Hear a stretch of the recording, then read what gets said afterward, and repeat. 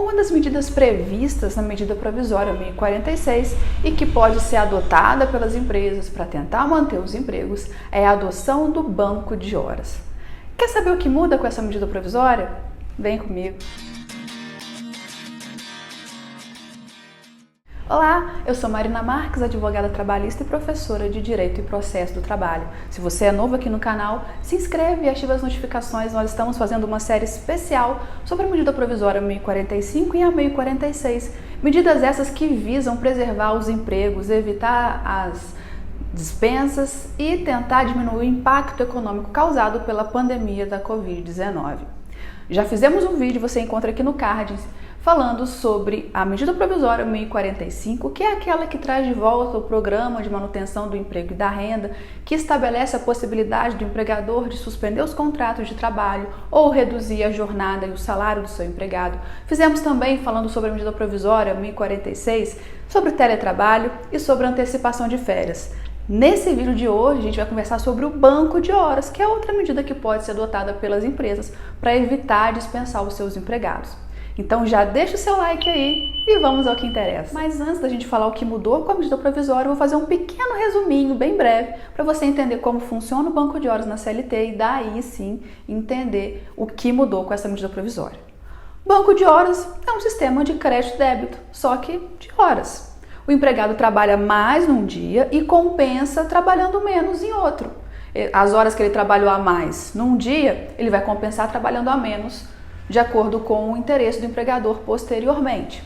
Importante é, o salário desse empregado não se modifica, tanto quando ele trabalhar a mais, que ele não recebe horas extras, e ele vai compensar trabalhando menos e o salário vai continuar igual, então o salário não se modifica. O banco de horas ele pode ser adotado por um acordo individual entre empregado e empregador ou por instrumento coletivo, ou seja, uma convenção coletiva de trabalho ou um acordo coletivo de trabalho. Se ele for adotado por um acordo individual entre empregado e empregador, o prazo máximo de compensação dessas horas é de 6 meses. Já se for adotado por uma convenção ou um acordo coletivo, o prazo máximo para compensação dessas horas é o prazo de 1 ano, ou seja, 12 meses.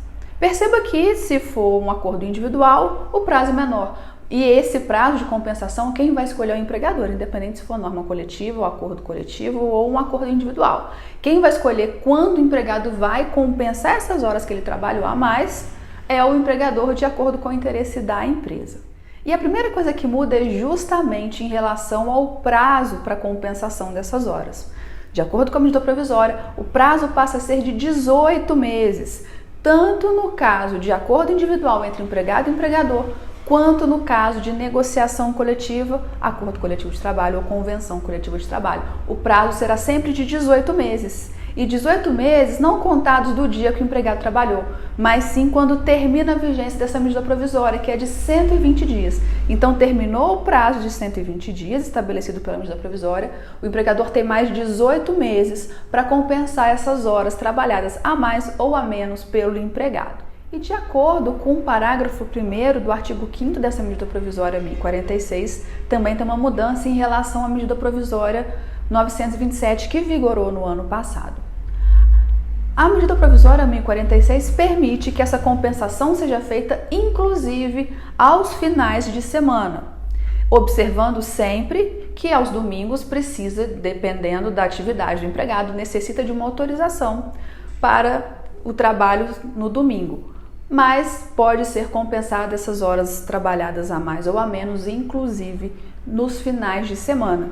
E claro, permite-se que aumente até 2 horas por dia de trabalho, desde que, obviamente, não se exceda ao limite de 10 horas diárias. Então, vai compensar aumentando 2 horas por dia até o limite de 10 horas de trabalho do empregado. E dependendo da atividade econômica do empregador, ele vai adotar o banco de horas positivo ou banco de horas negativo. Como assim?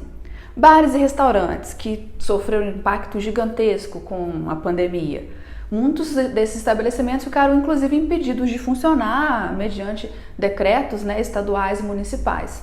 Nesse período em que eles estão impedidos de trabalhar, o empregador pode fazer um banco de horas invertido. o empregado não trabalha nesse período, continua recebendo salário normalmente e depois compensa essas horas todas que ele ficou sem trabalhar durante esses dias num prazo de 18 meses, trabalhando a mais e aí recebendo o mesmo salário, não recebendo horas extras. É uma opção que é dada para esse segmento.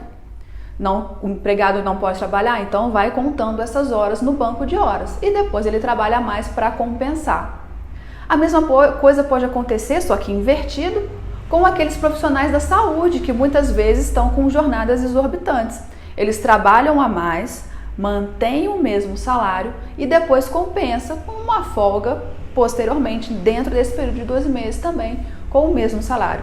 A medida provisória traz essa opção para o empregador que vai decidir se vai adotar essa medida ou uma outra medida qualquer, mas é facultado aos empregadores adotarem esse banco de horas, tanto positivo quanto negativo, ou seja, pode deixar o empregado sem trabalhar por um período e depois compensar essas horas posteriormente, ou que ele trabalhe mais num primeiro momento e compense posteriormente, dentro sempre desse prazo de 18 meses. E um fato que certamente vai acontecer é de empregados serem dispensados com horas no banco de horas ainda a serem compensadas. Certamente isso vai acontecer. E aí?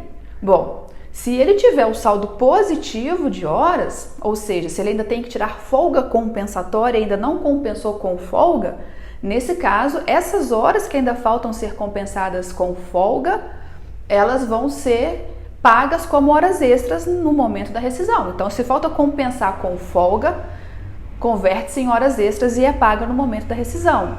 Mas, por outro lado, se o empregado folgou antes e falta compensar com horas trabalhadas, nesse momento, essas horas podem ser descontadas das verbas rescisórias do empregado. Lembrando que o limite de desconto de verbas rescisórias nunca pode exceder ao valor de uma remuneração. Então, até o limite de uma remuneração, se tiver horas a serem compensadas no banco de horas, podem ser descontadas da rescisão do trabalhador. Caso tenha cedido uma remuneração, desconta apenas uma remuneração. Se você ficou com alguma dúvida, deixa aqui nos comentários. Se você ainda não assistiu aos outros vídeos dessa série, tem uma playlist separada para você assistir. Não perca as mudanças no direito do trabalho pelas medidas provisórias 1045 e 1046. Se até agora ainda não se inscreveu também, se inscreva, ative as notificações e eu te espero no próximo vídeo. Até lá!